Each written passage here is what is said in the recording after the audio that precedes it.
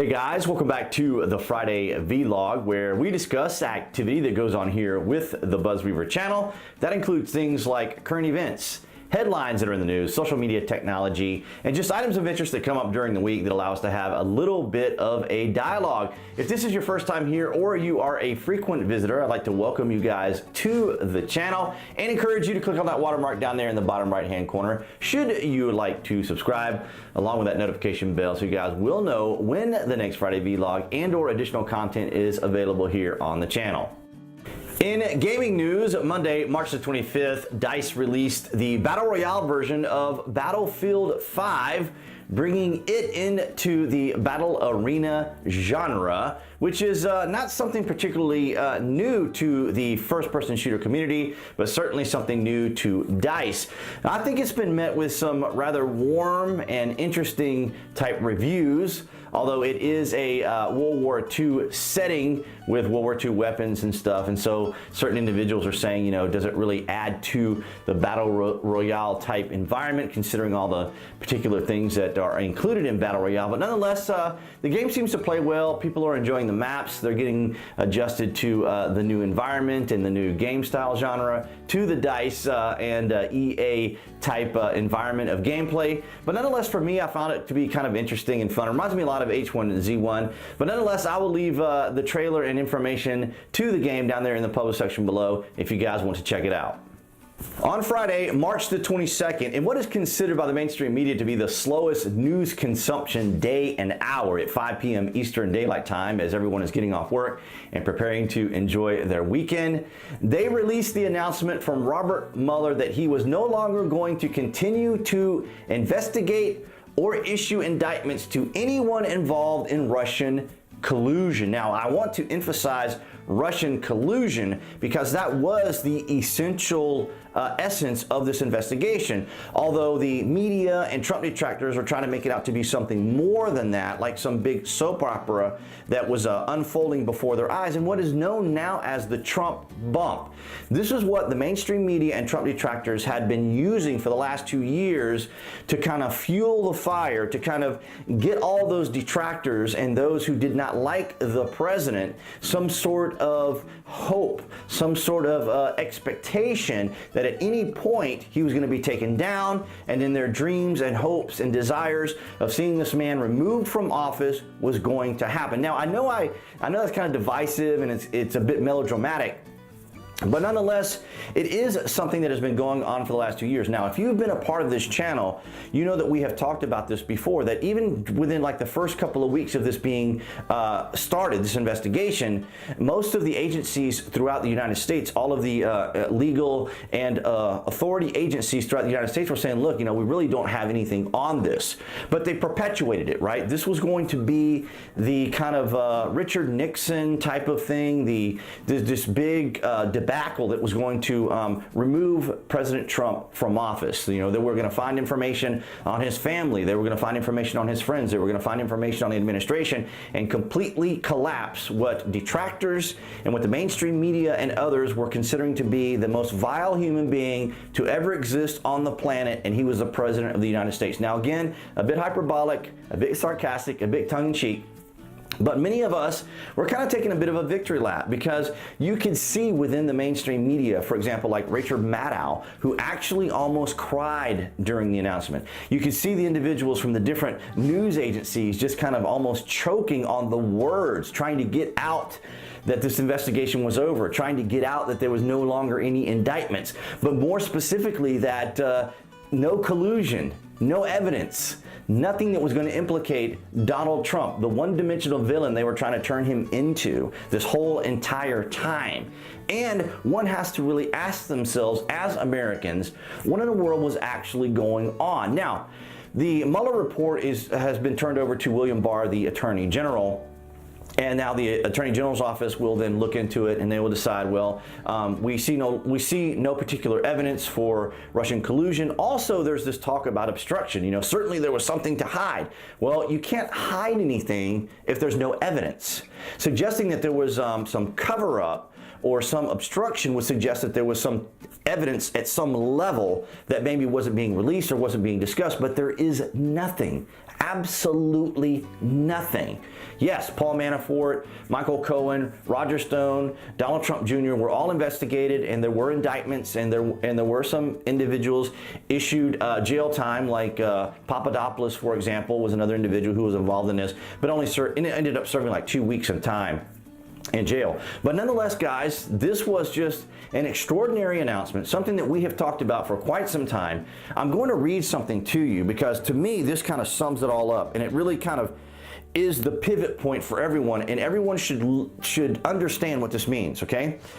The report explains that the special counsel and his staff thoroughly investigated allegations that members of the presidential campaign of Donald J. Trump and others associated with it conspired with the Russian government in its efforts to interfere in the 2016 U.S. presidential election, or sought to obstruct the release of the federal investigation.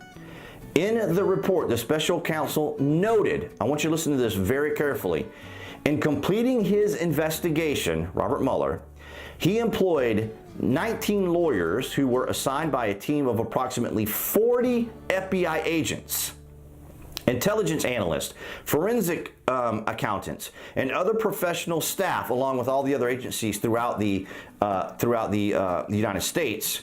The special counsel issued more than 2,800 subpoenas, executed nearly 500 search warrants, obtained more than 230 orders for communication records, issued almost 50 orders authorizing the use of PIN registers, made 13 requests to foreign governments for evidence, and interviewed approximately 500 witnesses in the amount of about $30 million for this investigation that led to absolutely nothing.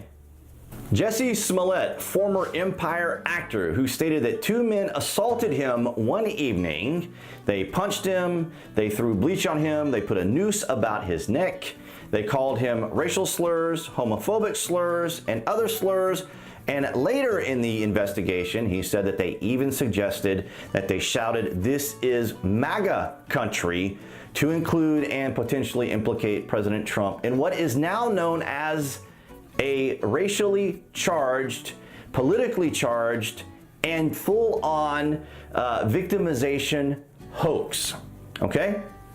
And what we found out is that a grand jury indicted him on 16 counts of criminal misconduct, and we learned this week that it has been dropped and the case sealed.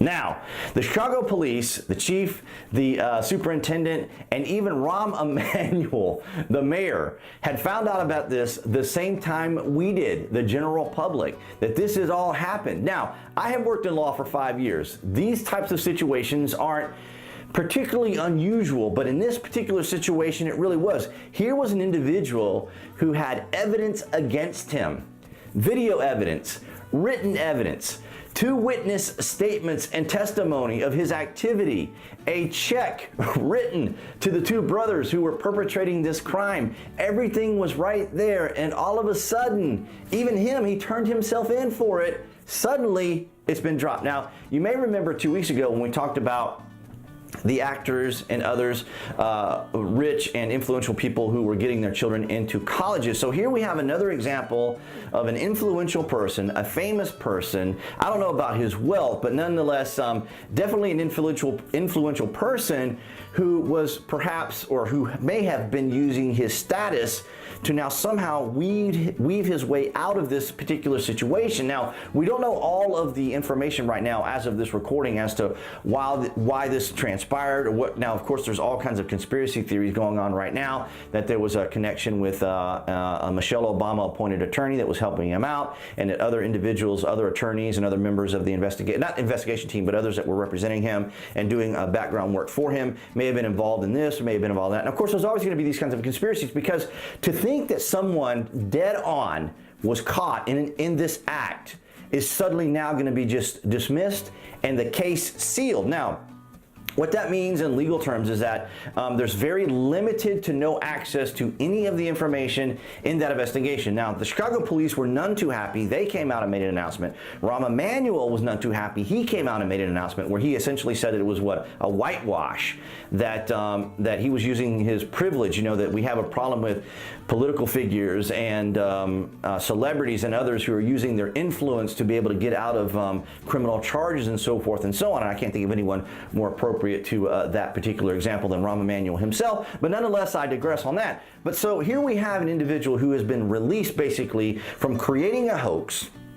As you guys know, we talk about the social media cultural war, the social media, or within the realms of what's going on with identitarianism, culturalism, the culture war, the intersectional feminism, all these things that are going on that we talk about all the time in social media, and yet it created a firestorm at the moment, and then we discovered later that what he had said had been an actual hoax. Just like when we learned about the Covington kids, all these types of things have been unfolding, and here we just discussed President Trump. Think about this for a second. There were Americans in the United States of America, to include the mainstream media, who were actually upset that the President of the United States was not guilty of a crime. And yet, here we have an individual who is guilty, 16 counts of criminal activity, physical evidence, and this has not been mentioned either, but he mailed a threatening letter to himself, which is a felony. The FBI is still investigating that. We'll have to see where that's going to go, because I don't know if that's just going to, disappear and go under the rug. This is an FBI investigation. You cannot send threatening letters or materials and things of that nature to people through the mail. It is a federal crime. So we'll have to keep an eye on that to see how that's going to unfold. But nonetheless, some very interesting things happened last week and this week that we're keeping an eye on. And I will put some information down in the published section below, guys. If you guys want to follow the report, that will be down below so you guys can check all that out. All right, guys, so that's going to wrap it up for this Friday vlog. I want to thank all you guys for your likes, shares, and comments. It's been kind of interesting bringing you guys these Friday vlogs each week, and it's been well over a year now that we have been doing, but nonetheless, I appreciate all your guys' participation here on the channel. And of course, if you haven't already, I would encourage you guys to click on that channel icon appearing right there on the screen to subscribe, along with that notification bell, so you guys will know when the next Friday vlog is available, along with additional content that's here on the channel. And I will see you guys next Friday.